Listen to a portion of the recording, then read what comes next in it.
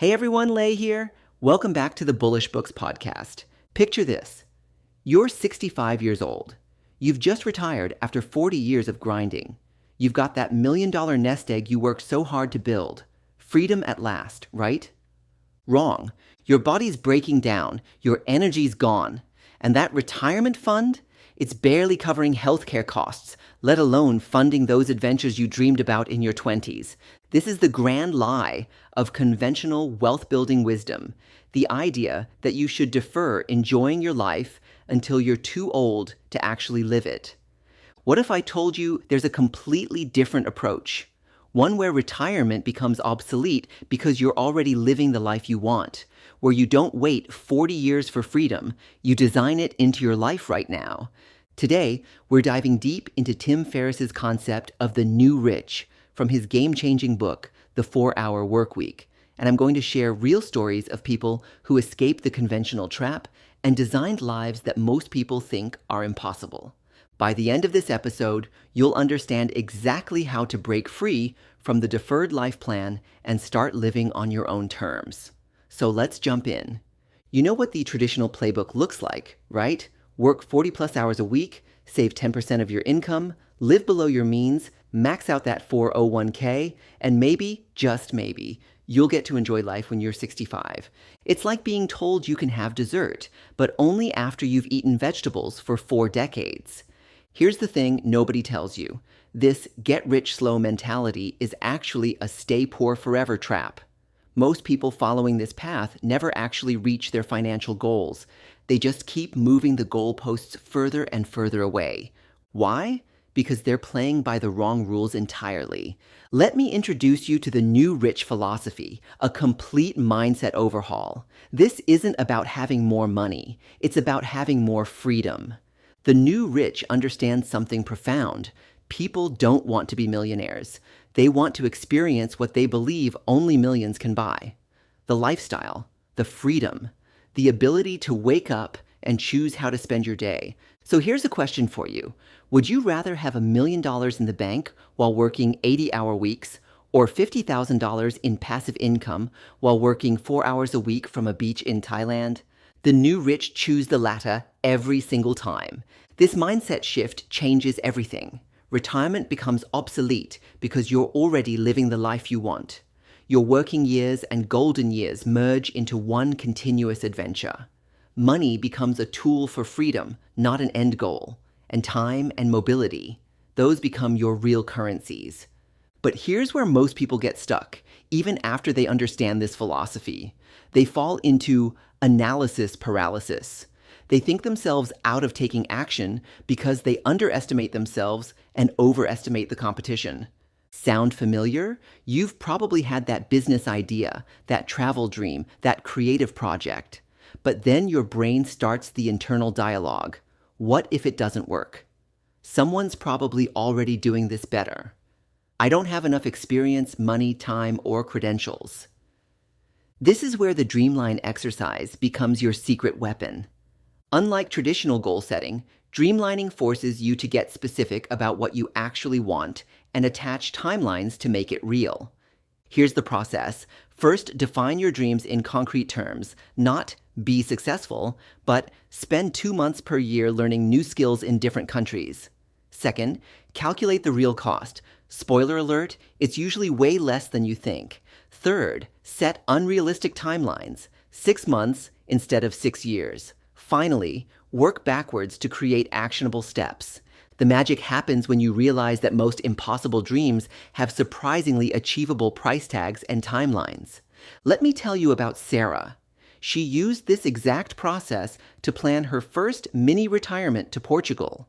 What she thought would cost $15,000 actually cost $3,200 for 2 months, less than she was spending on rent and dining out in Austin. The exercise gave her a concrete target instead of a vague someday fantasy. But here's what Sarah discovered next. Even when you know exactly what you want and how much it costs, you still can't achieve it if you're trapped in the conventional productivity prison. Let me introduce you to Marcus, a software engineer. He'd wake up at 6 a.m., check emails for an hour, attend 3 meetings, write code for 4 hours, respond to more emails, attend 2 more meetings, and collapse into bed at 11 p.m., feeling simultaneously exhausted and unproductive. Déjà vu, right? Marcus represents millions of professionals caught in what I call the productivity paradox, working harder than ever while accomplishing less than ever. Here's the fatal flaw in conventional time management.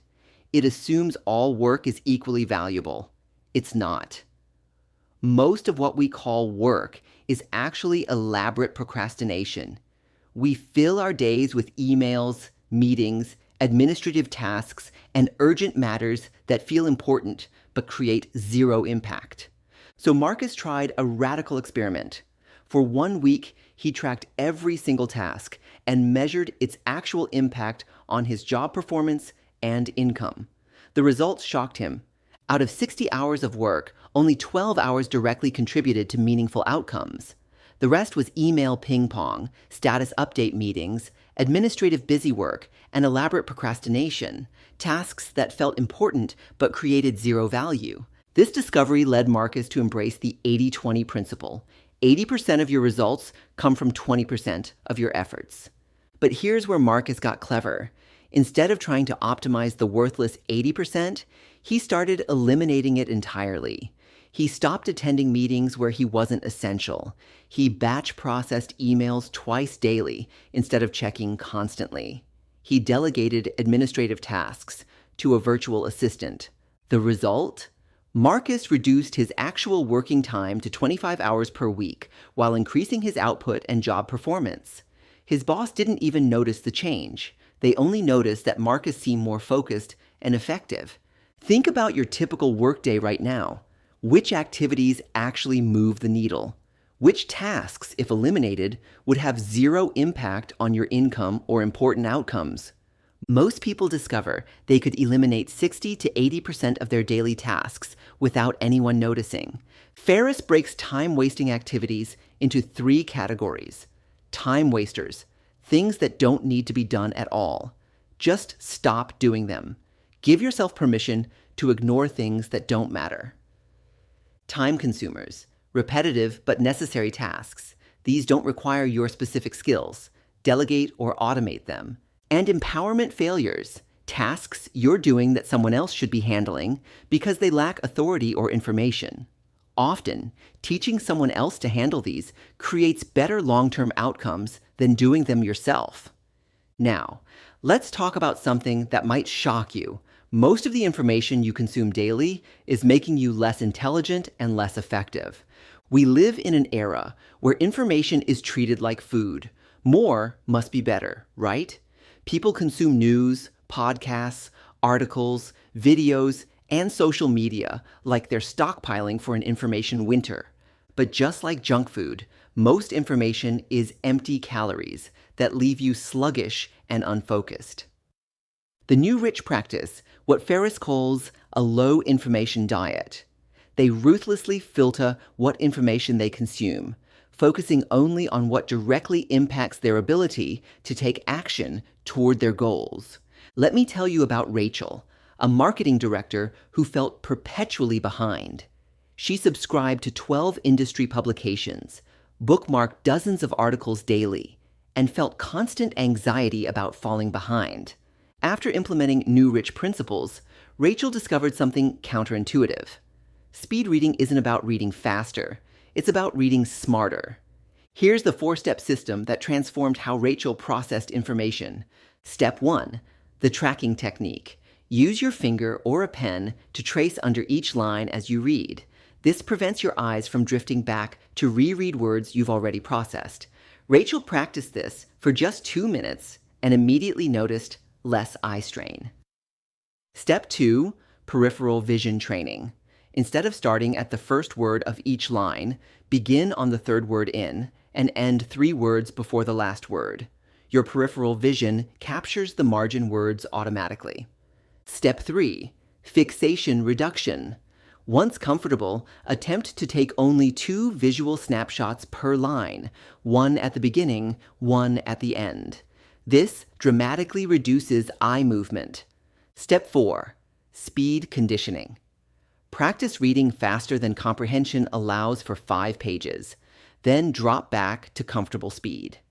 This resets your perception of normal reading speed, like how driving 50 miles per hour feels slow after being on a 70 miles per hour highway. Rachel increased her reading speed from 250 words per minute to over 600 in just 10 minutes of practice. But more importantly, she learned to apply this strategically. Instead of speed reading everything, Rachel used these techniques to quickly scan and identify the 20% of content that deserved careful attention. The remaining 80% got filtered out entirely. The result? Rachel reduced her daily reading time from 2.5 hours to 45 minutes, while actually staying better informed. She stopped feeling overwhelmed by information and started feeling empowered by knowledge. But mastering productivity and information consumption is just the beginning. Once you've optimized these areas, you face the next challenge.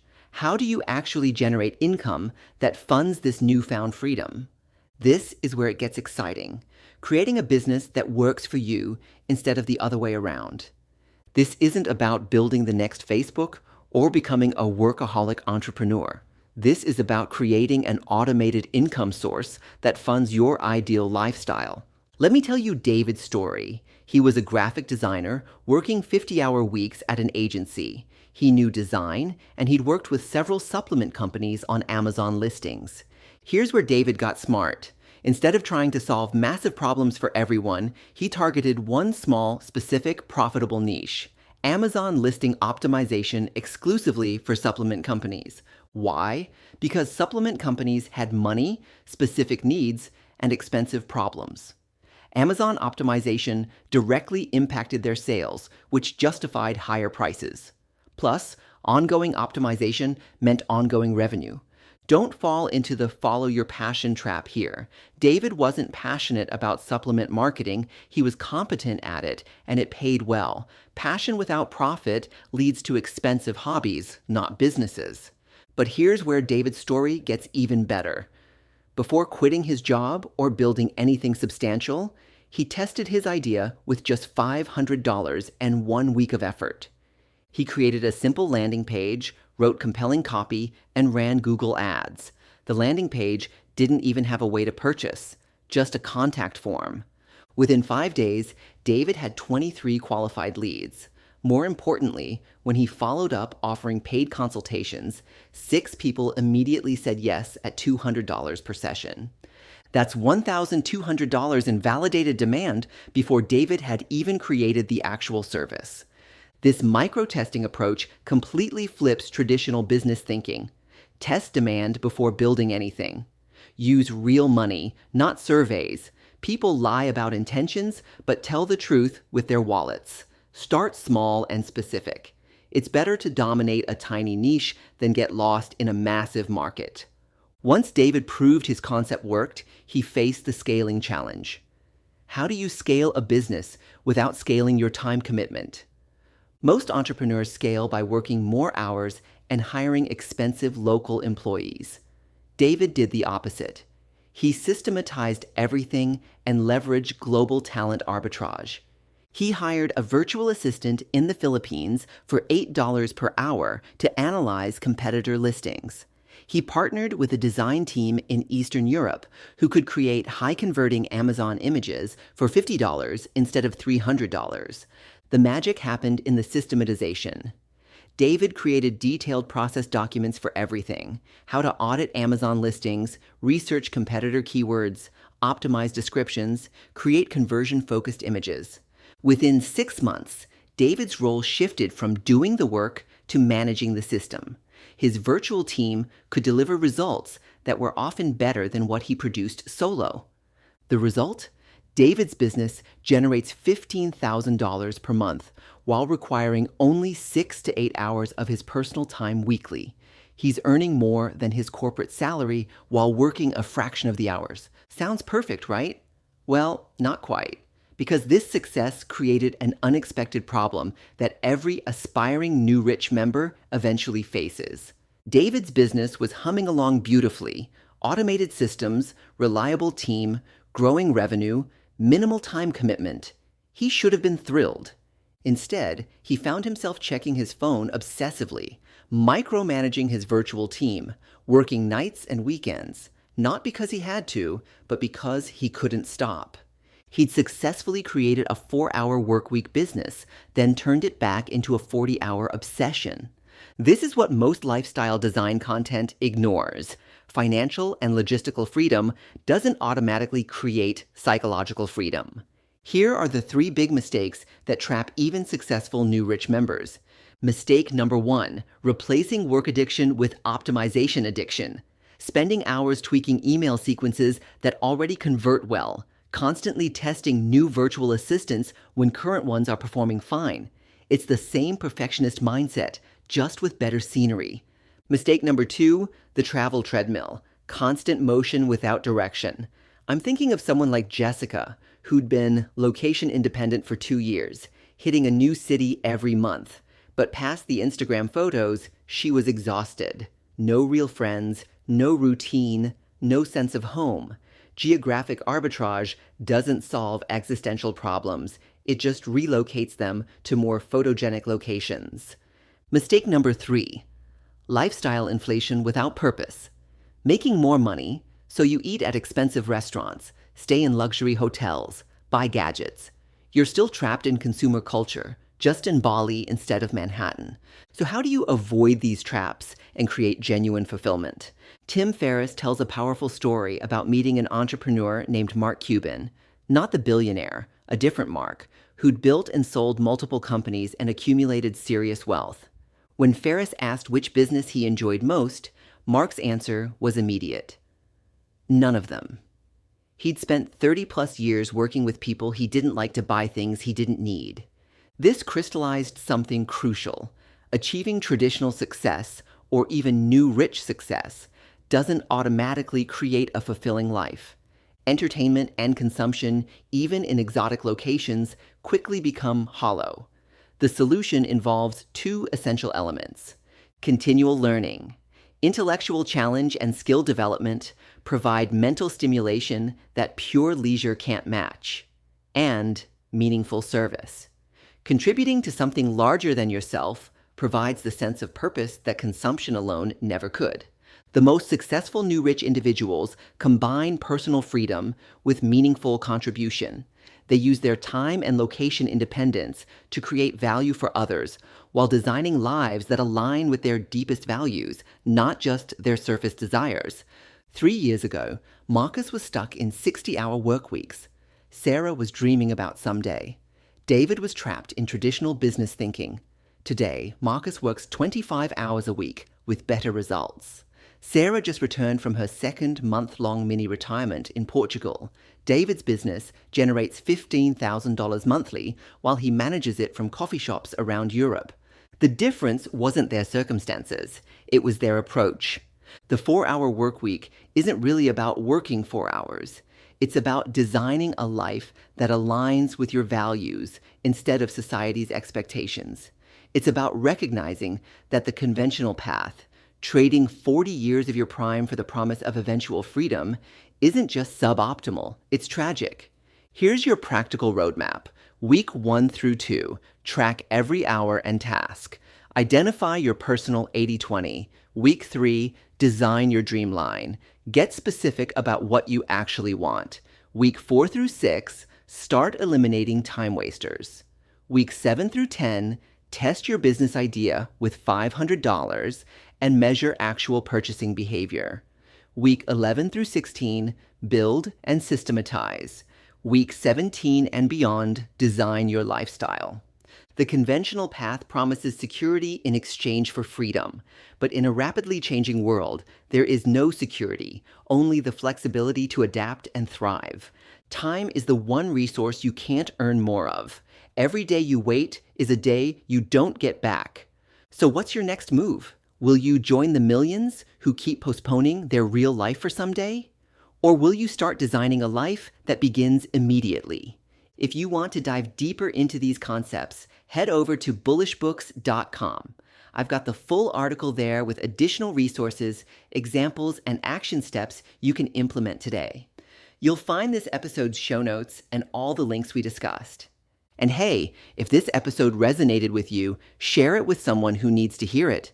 Leave a review if you're feeling generous. It helps other people find the show. Until next time, I'm Lei, reminding you, your dream life isn't someday, it's today. Let's make it happen.